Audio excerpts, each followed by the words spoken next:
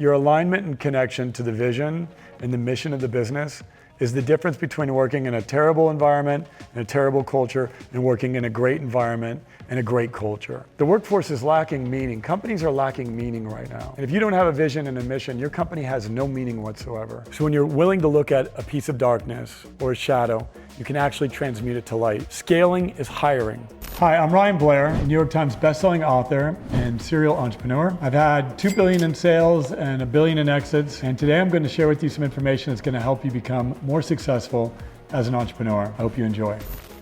What most people don't understand about discipline is that the thing that takes you away from your discipline is temptation. And temptation is the greatest test that we face. And we face it no matter who we are or where we are. We will always be faced with temptation. You'll have temptation in your thoughts. You'll have temptation in your action, in your deeds. Temptation is going to be with you every step of the way. But the way that you overcome temptation is by building your willpower. And the way that you build willpower is by restricting things. It might be restricting yourself to only having 1 glass of wine as opposed to 2. It might be restricting the news. It might be restricting sugar. It might be restricting binge watching, binge eating, binge habits, whatever it is. We all have temptation, and there are things that are constantly calling us. They're calling us away from our purpose, calling us away from our productivity, calling us away from our life plan. And so we have to restrict those temptations. And the way that we do that is by building our willpower. And we do that by focusing on one restriction at a time. Each restriction is a micro challenge that will build your temptation. Start with something small. Restrict negative thoughts. Restrict snoozing on the alarm clock. Restrict staying up late. Restrict sugar. Restrict that second glass of wine. When you do that, you will build willpower. And when you build willpower, you'll be a formidable force against temptation. At what financial point do you begin to hire a team member? Before you're at any financial point whatsoever. The worst job in the world is being a solo entrepreneur. It's terrible. You have to do the invoicing, do the website, call the customers, market to the customers, sell the customers, fulfill the product.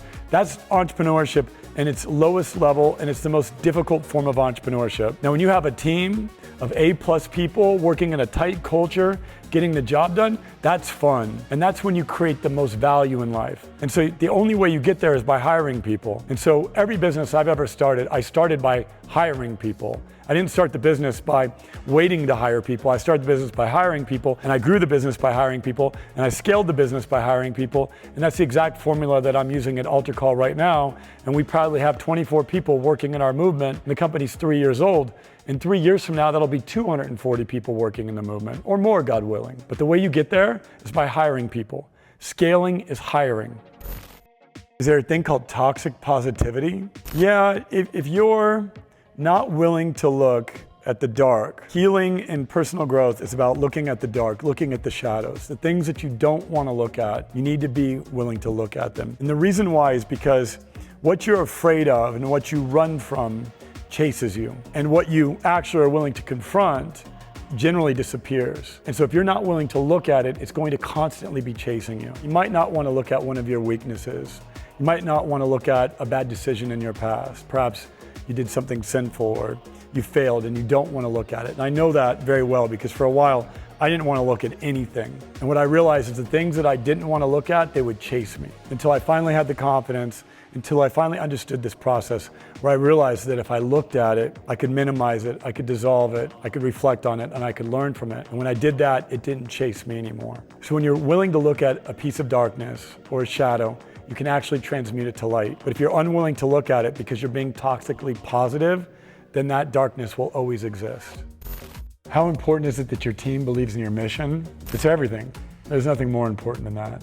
The vision and mission of the company are the most important thing that's going to keep you engaged when things aren't going well, when there's ups and there's downs, and there's ebbs and flows in the energy of the business. Your alignment and connection to the vision and the mission of the business is the difference between working in a terrible environment and a terrible culture and working in a great environment and a great culture. If you're with people that are all in alignment, they want to serve, they want to make the world a better place, and you have each chosen the company that you're in as the vehicle to do so, and you've done so willingly, and you're happy about that choice, and you're excited about that choice, and that choice resonates deeply in your soul, and you see this vehicle that you're working on as a part of your soul's journey and mission, then you're gonna produce your best work. You're gonna go above and beyond. You're going to be more creative. You're gonna check the extra box. You're gonna make sure to follow the process more because it matters, it means something to you. The workforce is lacking meaning. Companies are lacking meaning right now.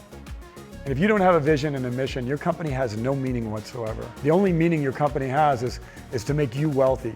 And the smart-minded team members, especially this next generation of team members, they know it's like, I'm not going to give you my best years and my best energy to make you wealthy if I'm not going to extract a tremendous amount of meaning in the process. So meaning in the workplace is everything. And the way you get there is by having a clear vision and a clear purpose and a clear mission.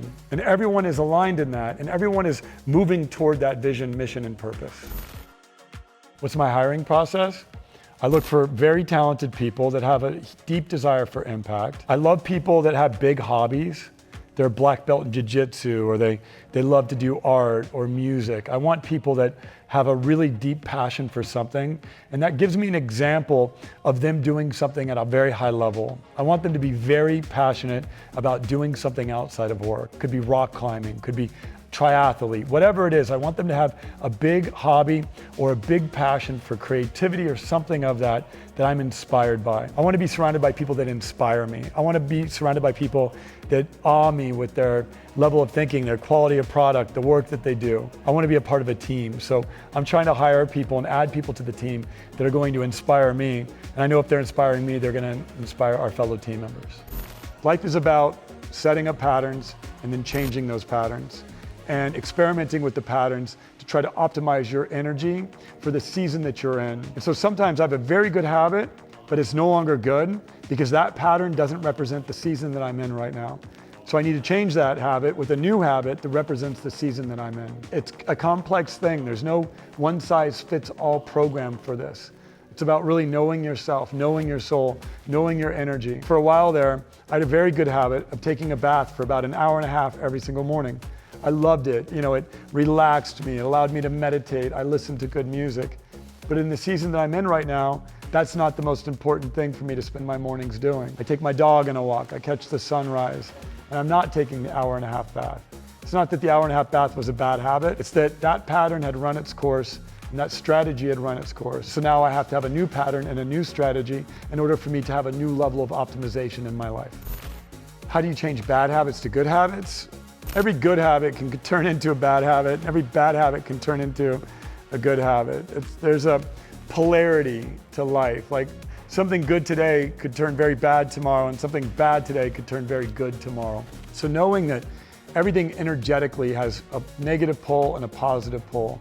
The bad habit could teach you something that could turn into a good habit. But a bad habit that doesn't teach you anything turns into a really bad habit. And I know that by way of experience. So when you think about the polarity of the things that you're doing, everything has a half-life, everything has a strategy.